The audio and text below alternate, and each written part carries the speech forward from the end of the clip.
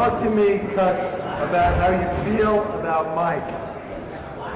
What do you mean how I feel about Mike? Well, In one sentence, one paragraph, or one paragraph. chapter? As like a father and son, I mean, how do you feel about Well, that's your expression. It's not mine. Okay. Well, how do you feel about him? He lives in your house. Hmm?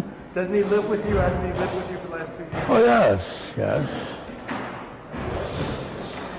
Well, where do you want me to begin? Wherever you want to begin. How do you feel about him as a kid? How does? Well, first, when he first came, things were rather difficult because there was a lack of communication, and I think that he was a little apprehensive, and just a little bit concerned that we wouldn't get along. I was a much older person, he was a much younger person. Not only that, he was accustomed to being in the company of different types of people. And as a result, he didn't know how I would accept or be receptive to him because of that. Of course, I paid no attention to that because as far as I was concerned, he was coming there to be helped in every way. And as a fighter particularly. But in order to be helped as a fighter, he had to be helped in every other way.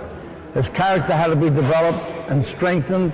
He had to learn discipline, and he had to learn, of course, to face his problems and not avoid them, which is an essential part of the character of any competitive athlete. The strengthening of character has been a slow process because the rules that he's learned to live by, had learned to live by, were not those generally accepted by society. It was a dog-eat-dog affair. See? Now he understands the situation more clearly in a more adult way. And as of now, he's developed a kind of personality I find very likable, and I admire him very much for many things. I admire him for what he's accomplished, not in the ring, what he's accomplished with himself, which in itself is an achievement, because having come from where he was to what he is, I think that he has now become a very likable person. I feel that he's learned modesty, and I mean real modesty.